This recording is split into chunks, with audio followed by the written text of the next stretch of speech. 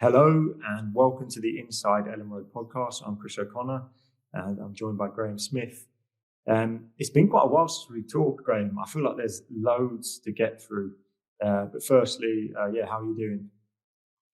I'm fine, thanks. I don't think my inner peace has quite settled or been restored since I saw you and Donahue out on the Guinness.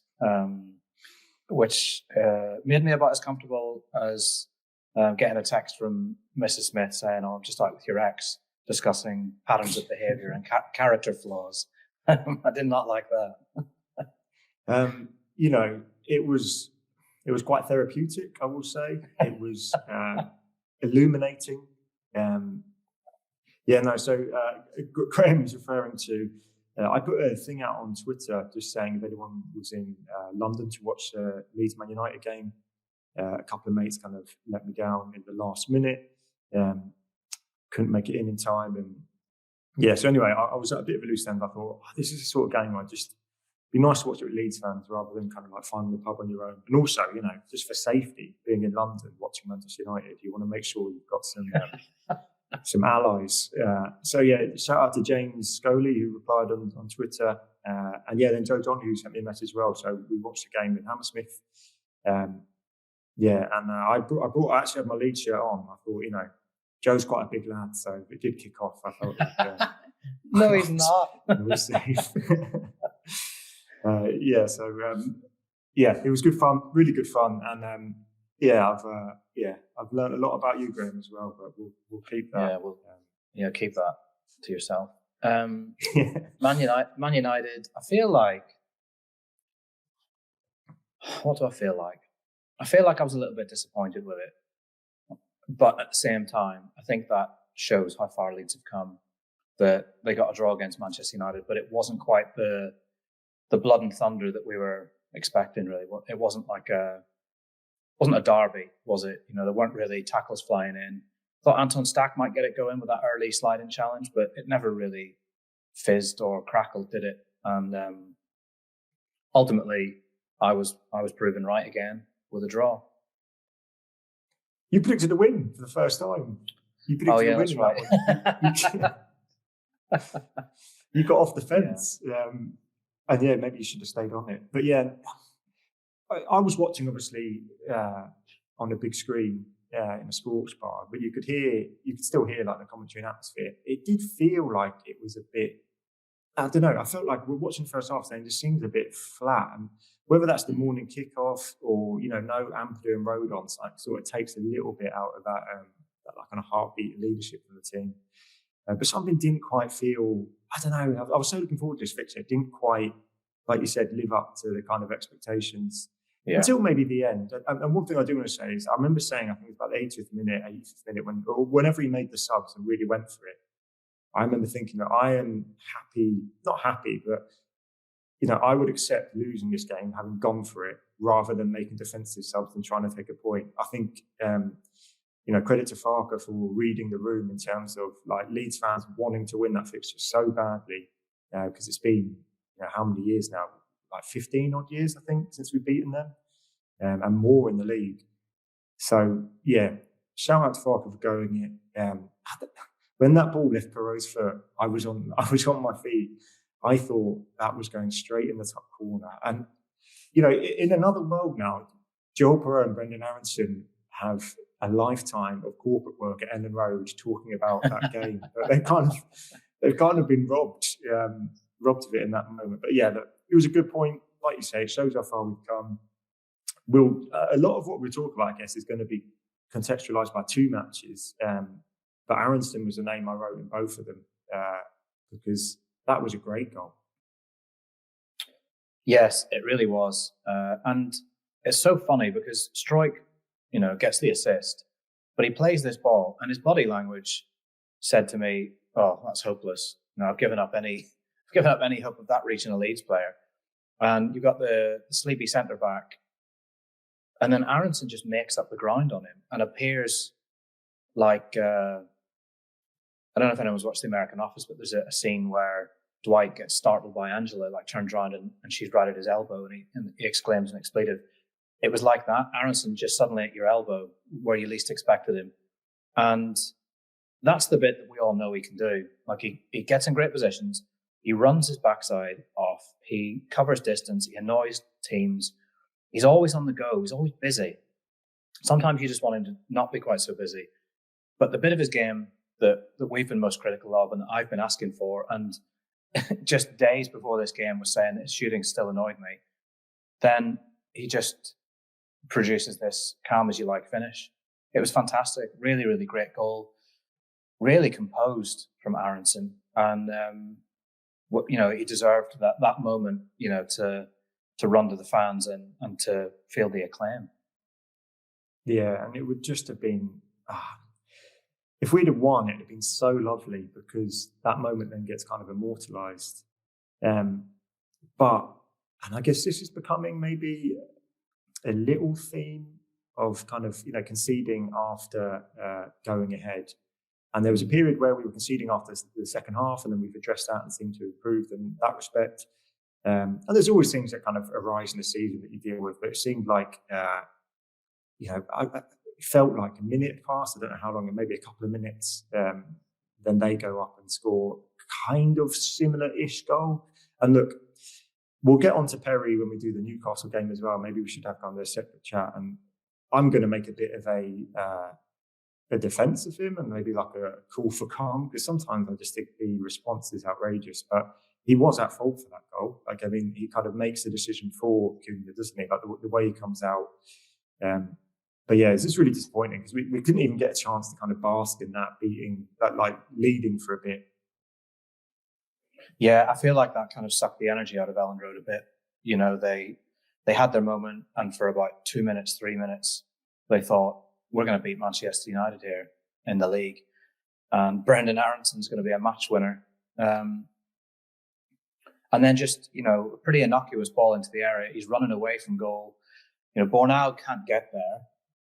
But if the goalkeeper doesn't come, as Farke says, I mean, initially my reading of it was hesitancy. If he was going to come, he had to come all the way. He'd come in, tighten the angle, close the gap, make himself really big. Farke just reckoned he should have just stayed put. And if he stays put, it's not even a chance. And very disappointing. Very, very deflating. And the atmosphere was a bit of a letdown, I have to be honest. And maybe there's reasons for that. Maybe it's the early kickoff. Maybe that is just almost insurmountable when it comes to people getting absolutely up for a game and Elland Road being at its absolute best. The way the game went as well, it didn't really get going. They weren't really given a huge deal to feed off, were they? I thought Leeds were well in it. I thought they were very competitive again and largely in control, I thought. I mean, there was a goal chalked off for offside, wasn't there? But there wasn't too much. A couple of misses. Sesko missed one, didn't he, from quite close range. But yeah, this certainly wasn't a game that you felt, this is getting out of hand, or Leeds are really lucky here. But it just wasn't. It wasn't an amazing performance on the ball. I think particularly the football they played wasn't amazing. And yet still, we've said it so many times this season, and yet they could have come away with all 3 points because that ball breaks to Perri, who's probably the one you wanted to break to, and it goes over the bar. Yeah, and I was thinking this morning actually. I'm down in London at the moment still, and it seems like we have to, apart from the Everton game, we have to be like way better than the other teams to win them. In the games we've shaded, we seem to have taken a point, or even in the Spurs game, lost it. So it'd be nice to kind of have some of those games where maybe we've just edged it and like get some points in, because we have to kind of like, we battered Chelsea, battered Crystal Palace. We're much better than West Ham, even though it's 2-1. And I don't know if that's a kind of a luck thing in some respects, or it's been a bit more clinical. And for what it's worth, I thought Man United edged the first half, and I thought maybe we edged the second. And before the game, I think we picked out Cunha as a danger man, and that was certainly it. There wasn't much aside from him. He was the one who was going to make something happen. And yeah, Sesko had a couple of moments which it's just looking more and more like that was a poor transfer, or he's still not settled properly. You know, I thought the reputation he had and the goals, and having seen him in Europe and internationals before, he seemed like a really clinical forward, but it's just not happening for him. So he missed one, didn't he? Just a few yards out, we kind of just side-footed it wide of the post. But yeah, not much more to say on that. It's still, the wait goes on for us to beat them. But, you know. Yeah, another great meltdown after the game, media meltdown from the opposition, you know, hot on the heels of the Mo Salah mixed zone incident, which I missed because I was in the press room, but I didn't miss this one. I had a front row seat for it. And the funny thing is, from a comms perspective, like if you're putting yourself in the shoes of the lad who was sat beside him and accompanied him to the press conference, he's probably thinking, we're nearly there. I think it was the last question. I think it was literally the last question. It was like, oh, we'll go to so-and-so for the last question. And it just so happened to be do you still feel, you know, you have is the confidence still there?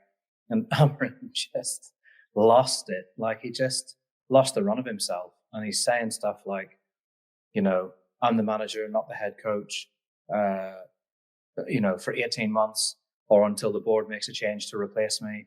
And then we all move on. Everyone needs to do their job. The sporting director, the scouting department. Like, you're just thinking, stop talking, mate. Like, you are talking yourself into the sack here. And then, of course, there's a barrage of questions and comments from journalists like, when they announced you, they called you a head coach, which made me laugh a lot. And then he left the room, and then obviously he left Elland Road, and then left Old Trafford, didn't he? Leeds basically doing for someone else. Or I think he maybe did for himself rather than Leeds doing it. But, you know, given what Leeds expended at Liverpool, given they were missing Ampadu and Rodon and Bogle, I thought, you know, a point's fine. At the end of the day, a point is all right, because you can think, oh, well, you know, we should have won to capitalise on what's going on beneath us. The time to capitalise on that is when you play those teams in and around you at Elland Road. That's when you can really capitalise. If you're drawing with teams that are better than you and teams that you're expecting to go and beat the teams in and around you, then that's not a bad thing. So I was more than happy with, well, not more than happy with a point, content with a point, I thought. And then going into Newcastle, it was one where, again, I kind of thought, a draw's fine, take a draw. If you can get anything else, it'll be almost miraculous, because I feel like the energy they've had to use in recent weeks has just been exhaustive. You know, it's been incredible. And Newcastle are obviously very good and a good team at home. So I went to St James thinking, yeah, a point would be fine. In fact, I thought it was going to be like a greasy 0-0 or like a 1-1 at most. I could not have been more wrong. Yeah, I messaged my good friend Joe Donahue before the game, just kind of, and got some, actually I feel like we were robbed. He gave me some kind of rundown of Newcastle for the preview, and we've been robbed of that analysis. And as it happened, I think that game went so different to how anyone expected. You know, predictions on the table, you predicted 1-1, I think. I predicted 2-1 Leeds. Yeah. Both those were correct at one point in the game, weren't they? Yeah. Stop the count at half time, I think, was my call. But I'm still quite heartbroken about that game, whilst also being so proud of like the way we approached it as a kind of promoted side. And like, you know, if you're going to lose your undefeated run, that kind of death or glory. And even at the end, there's no way we shut up shop and went for the point. Like, Leeds felt like that game was there to be won. Maybe they're a bit naive. There's so many talking points in it. But I was really proud again. I was like, yeah, I'm glad we went for that game. And there were chances to win it. And look, it was heartbreaking how it happened in the end. And we'll talk about that. But what a performance. Yeah, there's something in me that really rails against this suggestion of, our game management's so poor. We were so naive.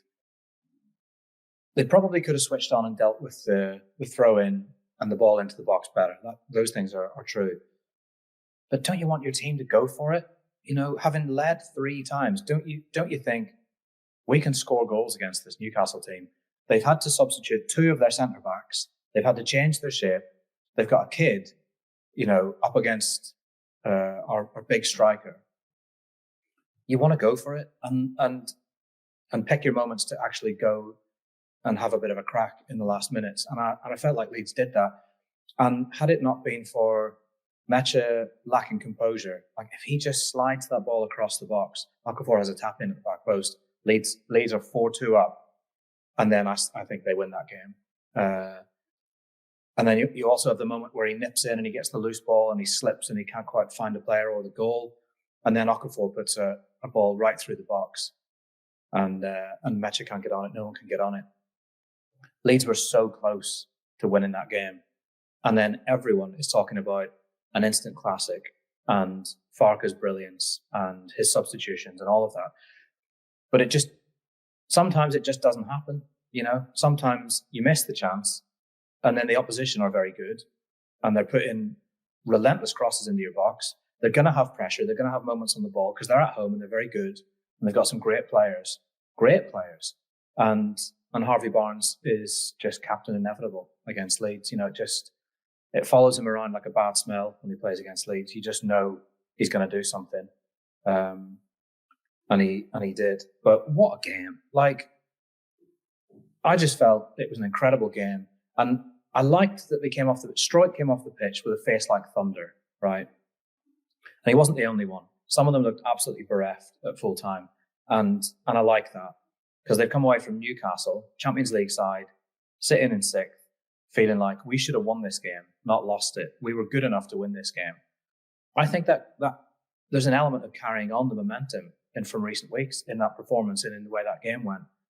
You went away to Newcastle and scored 3 times, and you hit the bar and you had chances and you got desperately unlucky because Brendan's arm is out. Not in any deliberate way to block the ball with it, but just because his arms come out because he's jumped into the air and twirled around. Yes, I want him to take that one in the face and not turn his back, but it's very, very unlucky. You could have had Joe Linton seeing red quite easily. There's lots of what ifs from this game, and I know that what ifs cannot be the tail of the season. I know we can't get to May and say Leeds didn't reward themselves for being competitive. They didn't get the points they needed, and they should have been maybe more cynical or a bit smarter. I know we can't be saying that, but on this occasion, can we not just hold our hands up and say, what a game, unlucky? Yeah, I completely agree. And the moments you've picked out, the kind of Okafor ball and Mecha as well, and Mecha one, I think the Okafor ball was to go 4-3 in front for us, if I remember rightly. Yeah, but the Mecha one was to go 4-2 up. And I thought if we got a 2-goal lead, we'd have killed the game. And I mean, he kind of did make he made attacking subs, didn't he, when he brought Okafor on? I can't remember who the two came on. Yeah. Okafor came on for, was it for Stack? Yeah, and he left Aaronson on, didn't he, as well? And I remember thinking Stack was the right call. Stack was flagging. I thought it was bold, but I could see that he was going for it, and I could see that he thought, look at the defence that Newcastle have right now. We've been bothering them all game, let alone with the changes they've had and Shar going off injured and Miley being back there.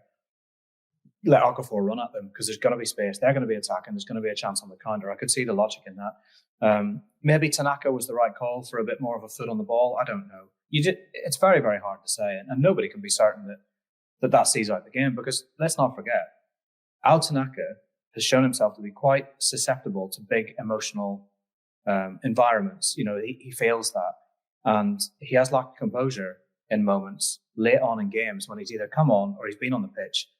And he's tried to do something that just isn't the right thing to do in that situation. It's almost like it all gets to him a little bit. I maybe would have been a little bit reticent to put him on at that stage because St. James Park was absolutely buzzing. The atmosphere was unreal. The urgency in their crowd, their blood was up because they felt that the referee was against them all the game.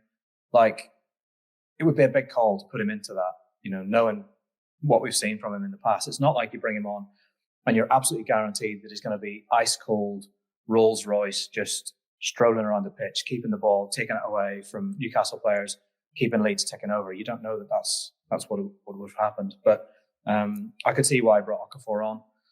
I did think, however, that when Aaronson is clearly struggling, Rodon is clearly struggling, I felt like an intervention maybe should have come before it got to that, because they've, Rodon's first game back, Aaronson's just covered every blade of grass in numerous counties over the past few weeks. I thought maybe they could have come off a bit sooner. Maybe not Rodon. Maybe I wouldn't have taken Rodon off, actually. But I think Aaronson, I maybe would have tried to freshen things up a little. That said, he's got back. He's gone pitch length on one leg and cleared the ball from his own box, hasn't he? Before he's gone off. Let's talk about him, because, my God, who is this? Who is this, and what has he done with Brenden Aaronson? Absolutely remarkable, and so satisfying that he did it against Joe Donohue's Newcastle as well. Yeah, he has just really finishes were all just absolutely top draw, like just really good finishes. And he's obviously someone who just works so hard. I bet he's an amazing trainer, one of those people who's probably always practicing and always working on his game. And it's just, I think I said on one of the previous podcasts, it's always nice to see someone who really runs himself into the ground for Leeds, because that isn't a given. I know we all think it should be, but it's not. Not every footballer does that. And yeah, it's been amazing to see. It's been really brilliant. Everyone loves the kind of redemption story. I think the way football fans criticise players these days is beyond the kind of the pale and the line quite often. And it's really nice to see someone who's taken a lot of that perform so well. He's been so good. You kind of mentioned all the kind of talking points I wrote down. Joe Linton, I thought that quite easily could have been a red. Yellow for the foul, and his reaction was just outrageous. When you look at Jack Grealish getting a second yellow for sarcasm, what do referees want to face? What makes? I'm trying to think back to school. What made a teacher? There's the skinny pigs. What makes a teacher angrier? Is it sarcasm and wit that makes them look a little bit silly, or is it flagrant aggression and someone having to be held back from attacking them? I don't know. I feel like the aggression is arguably the worst of the two crimes. So, I could have seen a second yellow for that. Fair play to the referee for not giving a penalty, though. And I know that a former colleague of mine felt that the referee could give that because he's just given that handball, not actually in the laws of the game that you have to even things up. Doesn't say that anywhere, that a referee must award a penalty to Newcastle because he's given one against them. And he got it absolutely bang on. That was a horrendous dive from Joe Linton. And he's such a great player for me. I really like him. Big, strong, aggressive. He's got quality. I thought it was a bit of a shame to see him go down the way he did to try and win a penalty. And fair play, referee, because that whole stadium is baying for one thing right now. It would have been very easy for him to go, well, there's a bit of contact, I'm going to give it. And then they're going to get off my back. So he stood up to it well. And it could have resulted in 2 yellows. You mentioned he made the right decision there, and obviously he did kind of even it out later on. But I don't know if I'm biased. I felt like the first one was a penalty. I did think it was harsh, and I wouldn't be. It's not absolutely stone on, but it did seem like that was a bit more an unnatural position. But Aaronson's, I just felt like he's not trying to handle the ball there. It's not like he's just jumped and turned, and it's when you turn and jump in the air, your arms are going to be somewhere. Whereas the other one felt a little bit more unnatural. So I thought that one maybe was, and Aaronson's wasn't. I know that would sound quite biased, but I think both of them were quite close to the line either way. How would you have given it? So we both agree Joe Linton's definitely wasn't, but how would you have assessed them in hindsight now, the Leeds penalty in the Newcastle? The first one that Leeds were given was a penalty for me. His arm, I don't think, has any business being there. He's played the ball with his arm. Aaronson, look, I don't think VAR is overturning something like that ever if a referee gives it, because his arm is out from his body. But when does common sense and a little bit of knowledge of body mechanics come into things? Because he's jumping in the air, right? He is trying to block across, but he's not trying to use his arms to block it. And you have to use your arms to get up into the air. Like they do play a part in propulsion off the ground. I don't feel like it's an outrage. I don't feel like Leeds have been robbed. So I'm okay with it. I can see why it's given. It's a bit of a shame. It's unlucky, I think. Unfortunate is how I would describe it. It's unfortunate, particularly for Brenden Aaronson, who scored 2 great goals and performed admirably again, very, very well, and is looking at, a 9 probably. So yeah, unfortunate. I felt like if they didn't get that penalty, they weren't going to. I thought we were going to see it out, and if they didn't get the third, that obviously galvanised them almost. Then the stadium kind of gets involved then, and then it became almost like a basket match for a bit. Where both teams are like, we put so much into this, we're going for the win. And going back to the sub, the Okafor sub, I genuinely felt like that was the right decision, because I thought there's so many times that we won the ball at the edge of our box or higher up the pitch where you thought, right, we've got a 4-on-4 or 4-on-3. And quite a few of those occasions, I just felt we just didn't get the right pass. I think there was one, Gurev won it, and he obviously did back through for the third goal. But there's a bit where Gurev had it, and the right pass was Aaronson. He needed to put it in front of him. It just didn't quite get it right. And then a moment later, I think Aaronson had it, and Goodmanson's coming through on the left, and he chooses the wrong option. There was quite a few of those moments where I just felt, I don't know if they just need to work on that. I don't know, do some mindfulness seminars and just take a half beat of just to think and make the right decision in that moment. I thought there was quite a lot of, and XG doesn't reflect that, right? But there was quite a lot of moments where we just made the right pass. We were in, and I felt like there was opportunities for us to go 2 ahead at points, and I think that would have killed the game then. And then you go to game management, see it out. But yeah, I'm going back to echoing what you said. I don't mind losing that game on our shield a bit, if you know what I mean, like really going for it. Yeah. I think though, in an attempt to still be balanced and fair and critique the performance, there will be elements that Leeds will look at and think we could have done so much better. And you've named some of it there. In possession, some of the decision making was definitely a little off. There was times when they went right and they should have gone left. The pass wasn't quite right. The finish wasn't quite right. I think about Stack twice in the first half when he had shooting opportunities. If he's dialed in, he's got 2 great opportunities there to at least make the keeper work. But defensively, when you look at the goals and you look at some of the moments, not just the goals, Ampadu gets done by a body swerve and Perri has to make a big save. Ampadu goes for a header that he doesn't win in his box. Struijk, it's almost like he's off balance or something, or misjudges the bounce of the ball, but he looked like he was going to get a foot in and then didn't. And then Harvey Barnes sticks the ball in the net. And then for the winner, I think there's only really one analysis that you can come to. And at the time, I thought he dived over it or something, or he dived in slow motion, or there's just something odd about the goalkeeping.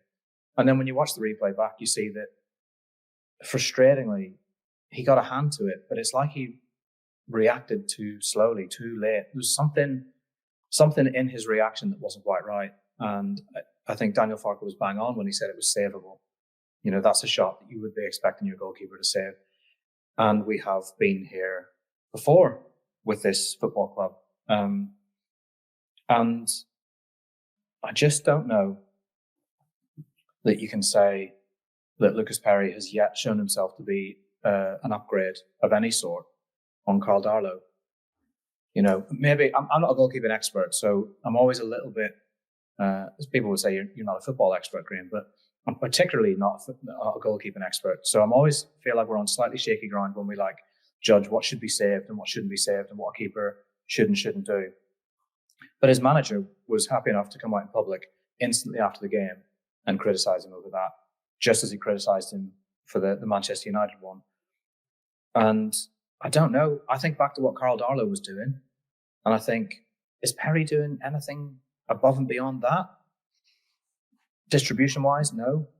Shot-saving-wise, no. He's good at dealing with crosses. He punches sometimes when I think please catch. But he's dealt with the cross, by and large in most instances. But now that he's conceding goals of this manner, 2 in 2 games, I think it's only right and fair that we at least discuss it. And now I'm ready for your defence. Yeah, I think it's perfectly fine to discuss it and to make the Darlow comparisons, because Darlow was pretty solid in every game, maybe bar the Sheffield Wednesday blunder, when it was the only thing you had to do in that game, really. He's like a 6 or 7, I can imagine, on your ratings, and whenever he's played, never below. And there's something to be said for that, in terms of the defenders in front of him. You know what you get, and I think it's a perfectly fine conversation. What I just don't like is the instant dismissal of like Perri as a top-level goalie, and like it just gets too far. And obviously, I'm seeing social media, which is a subset, and by all means, like kind of private WhatsApp groups, people can be, you can kind of have a laugh however you want, I guess. But when it's like public, I just think a lot of it's unfair. And yeah, there's a thing going around at the moment. I think his save percentage is 56.7%, and that's the lowest in the Premier League. And that's a question mark. And Farke has, in 2 press conferences now, mentioned him, which does contrast with how we dealt with the Melio situation, which some people might say is hypocritical. But I would sometimes think that, I can't remember who it was, but some great coaches treat different individuals differently. Like some people might respond better to an arm around the shoulder. Some people might respond better to maybe being told they could be better publicly. We don't know. Maybe that factors into it. What I will say, right, is if you Google, there was an article in the League One website about the rise of Lucas Perri, and it was from earlier this year. And this was after 20 games. He'd stopped the most shots in League One with 80. He had the best save percentage in the league at 75.47. I think he finished at 74.5, which was just outside the top 20 in Europe. I think he finished joint third with 10 clean sheets. I think he did. I've written it down as a fact. So, and the goalie from second at the time said he was the best goalkeeper in the world. And I get that's a little bit like your boss saying Graham Smith's the best journalist in the world. Never says it. Never says that. has never once said that. But carry on. But maybe he thinks it in his heart, Graham. And but anyway, yeah. So look, those things were all true at the time, and obviously his save percentage now isn't that. But this was a goalkeeper who was performing really well, was doing really well, was really highly sought after. And he's come to a new league, he's come to a new country. He's also, I think you mentioned when we first signed him to me, that he'd just become a new dad. He said, like yourself, Chris, he's become a new dad recently. There's loads of things going on. He's a human being.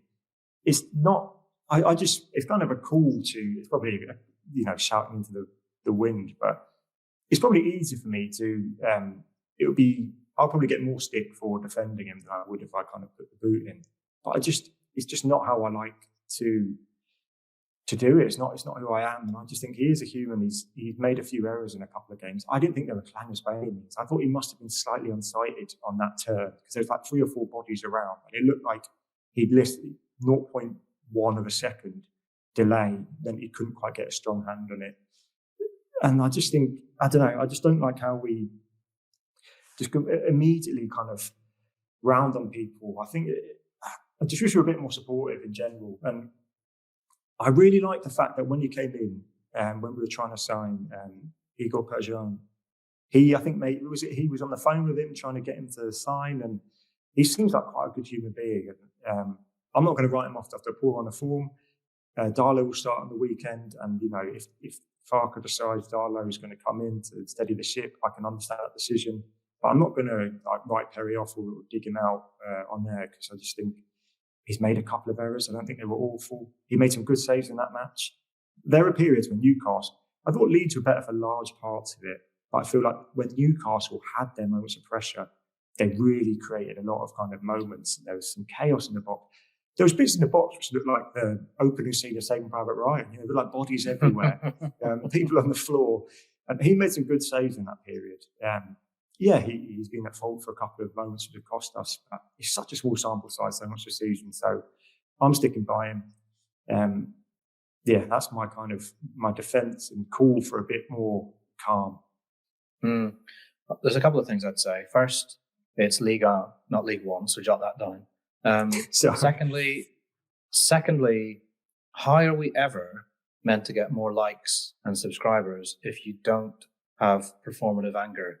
Like, if you're not saying that Lucas Perri must be put on a boat to Australia or hung upside down by the ankles from the East Stand, because that seems to do very well on YouTube, and I feel like we're missing a trick.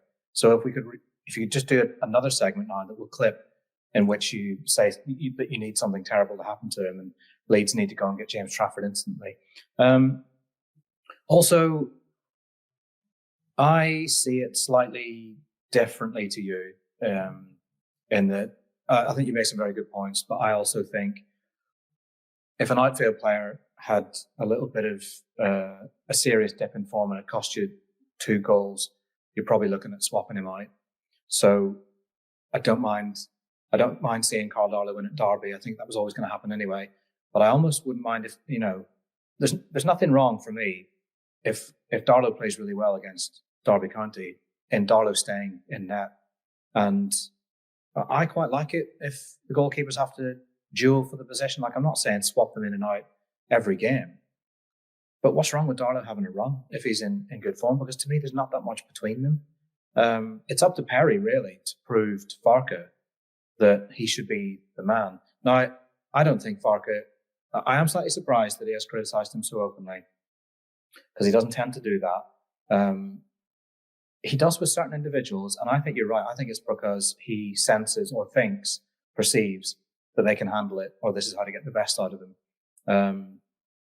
I think Perri will probably take it on the chin. I don't think he's the type to flounce. He doesn't look like a flouncer, does he? And also, let's remember, Jacobiol had a bit of a shaky start to life with Leeds, and people weren't all that enamoured with him, and were thinking, what is this we've signed? I don't think anyone's saying that right now, are they, after this run? And even after how he played at Newcastle, I thought, he couldn't quite clear with the header for the winner, but how many times did he come up big defensively? How many times has he come up big defensively in the last few games? And he's been pretty reliable with the ball as well. I think most people would be quite pleased with how he's played of late. And yet there was lots of concerns about him and people writing him off.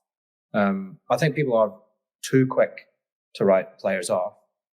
I'll caveat that, though, by saying if you're a newly promoted team trying to survive in the Premier League, you've got to make sure that you don't let sentimentality or I don't know what other word I would use for that, but you don't allow a situation to develop that costs you lots of points.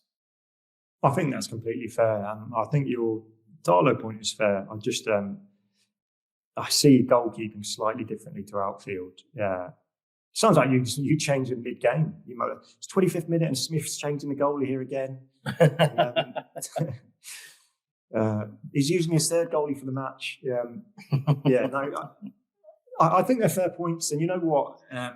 What I've actually done, I think, Graham, is instead of getting the fury of, trying to get loads of clicks by attacking him, I think what will happen is I will be the brunt of it for defending him. So I think we might still get some of our activity, but I've taken it on myself, which I'm happy to do. I think that might be it for Newcastle, right? I think that you could talk for so much about that game, but as a football fan, it was just why we love the game. And you've got to have some of those heartbreaking moments for when we win a 4-3 in the reverse way. It makes it all the more sweeter because you know what it's like on the other side. And so right, let's move on to Derby because there's quite a few other businesses I think we should get through as well. But Derby, the kind of team news with Bogle is definitely out. James is out. I'm expecting Darlow to start. He said will happen. Expecting Longstaff to start. Others maybe, Pirro, Nonto. I'll probably be looking at. They should be getting at least 70 minutes in this game. And I thought it was quite funny in the press conference where he was, made a bit of light of the fact that Eustace has kind of had his number so far.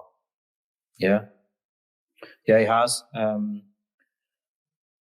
There's always a bit in me that sees an FA Cup game coming up and sees a load of changes and just thinks, this is going to be another classic of the genre of team that should be strong enough to win, doesn't have any cohesion and momentum, and loses to a side they should beat. Loses to a side they're technically superior to. I wouldn't be all that displeased if Leeds went out of the FA Cup. I have to be honest with you. Yes, I like the idea of a free weekend in February. Also, I like the idea of Leeds not picking up unnecessary injuries. Do I think they're going to win the FA Cup? No. I know that this goes against everything within you. I know that you're screaming right now. We're going to see some performative anger. Yeah, I wouldn't be that upset if they lost this Sunday, to be brutally honest with you. At the same time, if you said to me, would you like to go to Wembley again, Graham? Yes, I would. So, there's two sides to it. But team-wise, yeah, he's almost entirely ruled Bogle out of it. He said it's more realistic to see him after the other side of the FA Cup game. It would be a miracle, basically, if he played, because he needs to be in at least one training session, and he hadn't yet joined in with this calf problem. Longstaff didn't make the bench for Newcastle because of the way Farke likes to set his bench up, and he wanted more a fullback option in there. He felt midfield was covered, and Ampadu was back, so that was fine. But I think I'd probably like to see Brenden Aaronson given a rest. I know there'll be one or two who probably continue playing, but I think Brenden Aaronson deserves to sit down for a bit if he's capable. So just sit him down, tape him down if you have to, but don't have him running around for a bit. Yeah, I think the game will probably go as all the previous games against Eustace sides are, where he's just going to accept that we're going to have the ball and try and take his moments when they get them. But I don't think this is a different Farke though. Now, he's not dealing with the fire beast or whatever he called himself. He's dealing with a slightly more pragmatical Farke who's gone physical. Now, do I expect Farke to set up in a way to control possession? Yes, I 100% do. But it would be nice if he threw a little twist in there as well, and sometimes went physical and sometimes went direct. Maybe with the two up top, that's something that Eustace has never probably had to deal with Farke without checking back the records. He's probably almost exclusively had to deal with a 4-2-3-1. So that would make it slightly more interesting. But yeah, it wouldn't be a surprise if it was low block and Derby County looking to profit from set pieces and counters. Yeah, and I'm sure the FA Cup's not high on their priorities either. So there'll probably be some changes in their side. I know they'll be without Carlton Morris because I backed him at 100-1 to be top goal scorer in a double with Salek in League One for just under $5,000. And he is now injured until at least March. And he's on 10 goals still. It's each way. So if he gets placed, I'll still do quite well. But that was a heartbreaking injury. So I was very happy with that pick. I think he's a good player, Carlton Morris, at that level. And just a couple of bad seasons, people write him off. But yeah, look, it's no surprise, Graham, to say that I approached the FA Cup differently. My thought is that I think we can win it this year. That is actually my thought. I just think with the table as it is, right? While that gap's still there, I'm happy to take the competition seriously. And obviously, if we progress and, you get a kind of fixture against Fulham or something later and West Ham are 2 points behind us, you have to prioritise. And look, it's been difficult because so many fans I know, my dad who watched the Newcastle game is like, that team aren't going down. I think Joe Donahue, good mate of mine, message saying that Leeds aren't going down. His West Ham fan is adamant. He's like, there's just no way we're going to catch you. You're not going down. Do not listen. When you're a fan. You can't. I know. I can't. It makes me more nervous when they tell me that. You can't listen to West Ham fans because that's if the situations were reversed, Leeds fans would be telling the world we're down.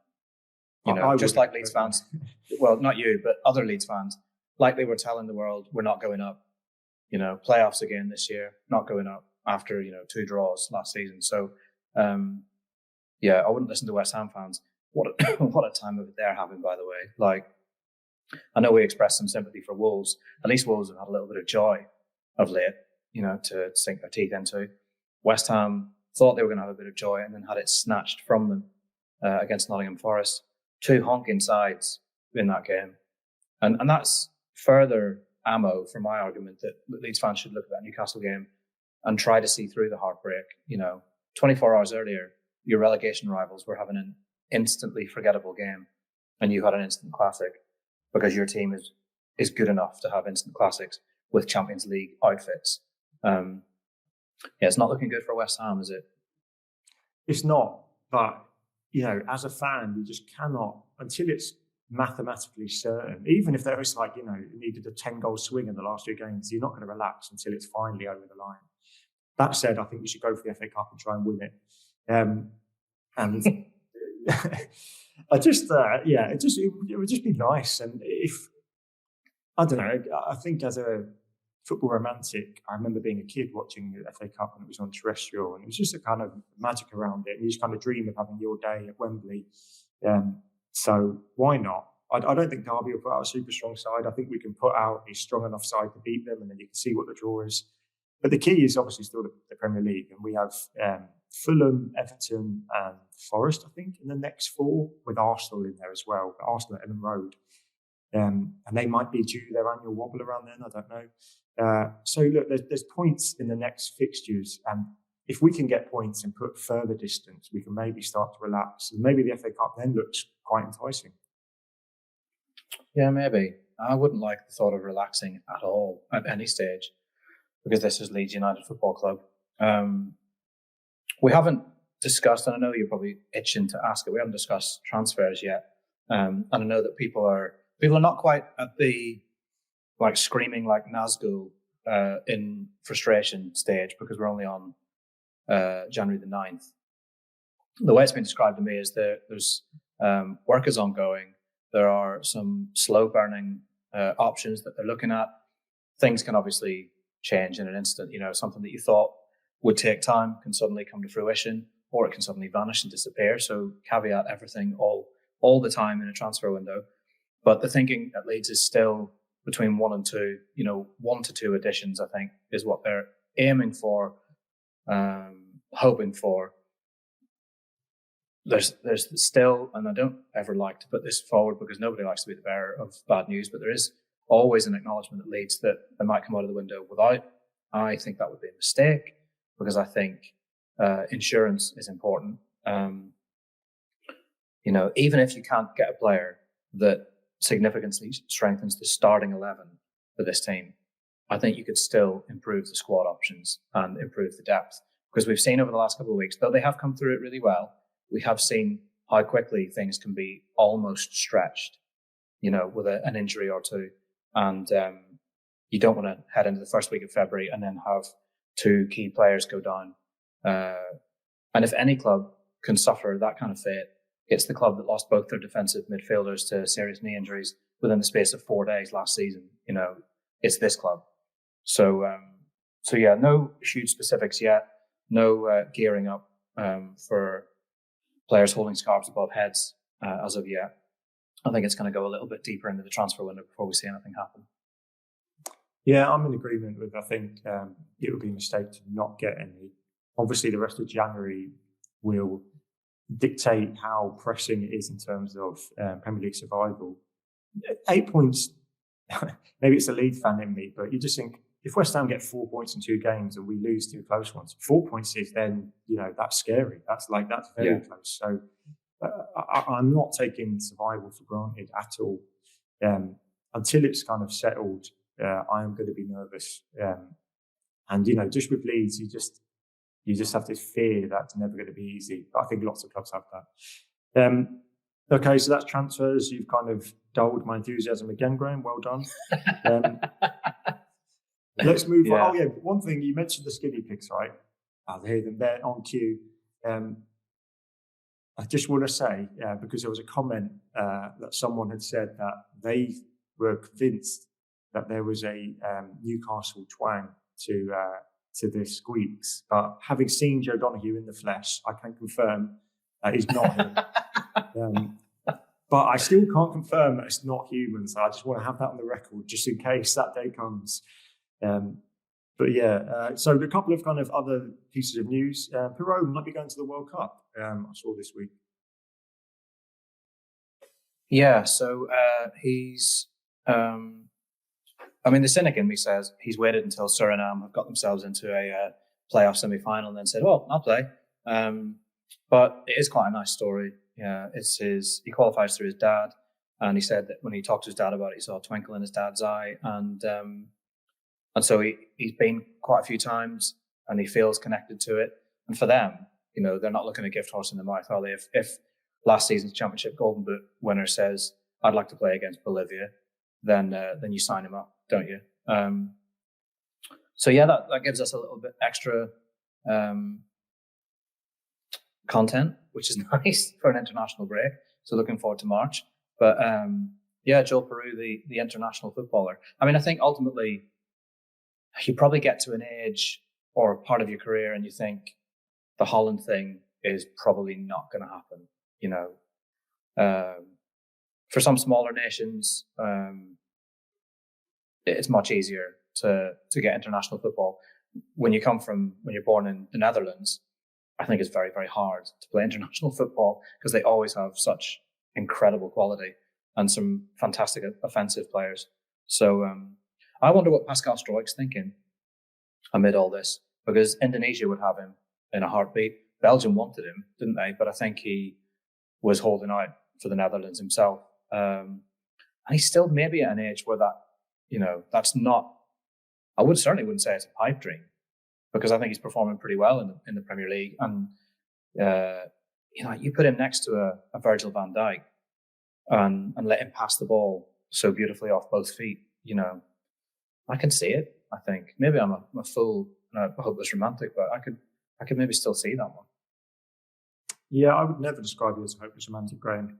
But yeah, I could see that. I think he's an excellent footballer, and he's done so well to come in the Premier League and just kind of hit the ground running as a Premier League centre back, which we saw it before when he was there, but there was definitely question marks around him. But he's been excellent largely. And yeah, it'd be so cool to see Perot at the World Cup. So hopefully they beat Bolivia and they win their World Cup final playoff. The stadium, there was an update. I think I saw a couple of things this morning. Basically, it's just got approval, is that right, from the council? Planning permission's been granted, yeah. Okay. So they had to do a hell of a lot of work to get to this stage. The amount of documents and information and studies and revisions that have had to be submitted. A lot of it came down to the travel plan and a lot of the complications over traffic and parking and travel from the city to the ground and all of that. They had to do a lot of work to even get here. And it was voted through by the city plans panel yesterday, 11-1, which they'll probably take that. It's a landslide. That's unanimous. It's a landslide. It's not unanimous, but it's a landslide. It's literally not unanimous. I did tune in on YouTube, and I reckon within 75 seconds, I was having traumatic flashbacks to when I started my career as a news and sport journalist. And it reminded me exactly why I wanted to just write about sport and not news, because it is dry as kindling, but with no hope of a spark. Local councillors, God bless them, doing their bit for their communities, asking questions that need to be asked. But please, I don't want to hear about parking or e-bikes or noise levels. That's just it's not my topic. So yeah, the end result is exactly what Leeds want, and they've welcomed that. So enabling works can begin, so they can begin. I don't know. I don't know what that is, because I'm not a construction type, but I would imagine it's preparatory work for the major construction, which is scheduled to begin once this season is over. Okay, wow, that's I think as a fan, and maybe living in Leeds, and you keep getting told there's like a tram system coming in, that it's believe it when I see it, but it seems like the right noises are being made. But it would be really nice because it feels like if you can establish yourself in the Premier League for a few years, you then get a stadium which can maybe generate income, and we move into the profit squad ratio, whatever it is. These things kind of help in what you're able to do in the transfer market, improve the squad, and it's nice. And obviously for the City of Leeds, it's nice for a regenerative aspect as well. Hopefully, bringing more people and business into that area would be good. So I'll believe it when I see it. But it sounds like it's all moving in the right direction. Just wanted to give a shout out to the What's on Stage Awards. Still, you can still vote up until 22nd of January. I'm down in London next week for a kind of like photos and an interview. I think it's all a bit. It's cool. I keep getting told like, done really well to be nominated, but you're up against some really, really big hitters. So if you'd like to give it a vote, it'd be much appreciated. I'm down in London at the moment. I'm at the National Theatre on a writing attachment, so I'm using my break to record here. So there is some kind of there's a bit of background noise here, being a busy place. So apologies for that. Hopefully you can all hear me clearly. And it's quite a big room, so it's quite cavernous. So maybe my voice is a bit more dramatic. Maybe there's a bit more bass to it, a bit more. So if you like, I'll try and find some more places in Leeds. Do you know what one of my kids, two of my kids are on snow days today, two are not, and one of the ones that is said, "What would happen if I just started shouting, 'Help me!' in the background during your podcast?" And I said he would be cut out of the inheritance. So thankfully we've made it through without him trying to intervene in some comedic way. I thought you were going to say cut out of the edit. That's way more harsh. But it's cool to be here. It's a bit like an England call up in some respects, and all off the back of the play. So thank you again for everyone who came to see it, and thank you. You're welcome for giving it a push. And there you go. You're taking it straight away before I'd even given it. Just the man you are. Can we do our predictions? Yeah, Derby. Go on then. I'm going to go comfortable, kind of stodgy, but like a 2-0 win. Okay, I'm going to say a 1-0 defeat. Wow. Okay. So that's my FA Cup dreams shattered. Last point I think it's worth saying is, obviously Terry Yorath passed away. I'm of an age where, all that team were kind of these like mythical figures that were talked about, but I never got the chance to kind of live through that period. He was one of those names that came up a lot, and I read Gabby Logan's kind of her words about him, and some of the responses from some of the Welsh, the people involved in Welsh football, and he just seemed like such a well-liked person who had such an impact, and had obviously been through some tough things in his life, losing a son, the Bradford fire, and it's just, I think it's, as Leeds United, we have to commemorate and do something for that. And I think at the next game, the home game, are they going to wear armbands? But just on behalf of all the Leeds community, it's a sad passing.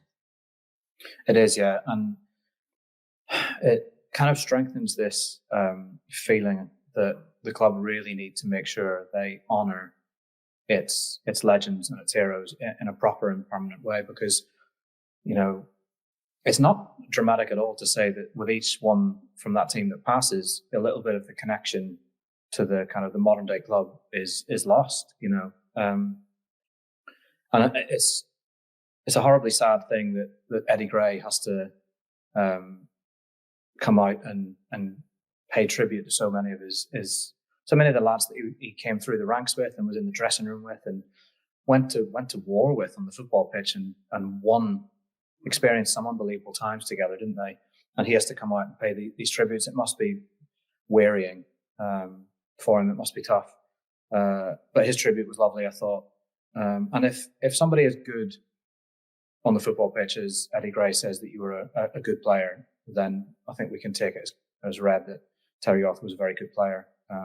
regardless of whether he was seen as one of the stars of that team and whoever he was compared to when he did play. Remarkable. Somebody tweeted, apologies, I can't remember their handle on Twitter. They tweeted that he'd worn every single outfield shirt for Leeds during his time at the club, which is absolutely outstanding. What a great accolade! Like that you could be, even if some of those were not particularly positional based. I think he was pretty versatile and played in a number of positions. So clearly a very, very useful man for Leeds. And some of the tributes, I think, reveal his character as well and what he was like. And I would encourage anyone to find that there's a really lovely story from When Saturday Comes by a guy called Tristan Scott about his uncle, who as a child was driven from South Wales to go see the FA Cup trophy, which was at the Yorkshire Evening Post offices after Leeds won it.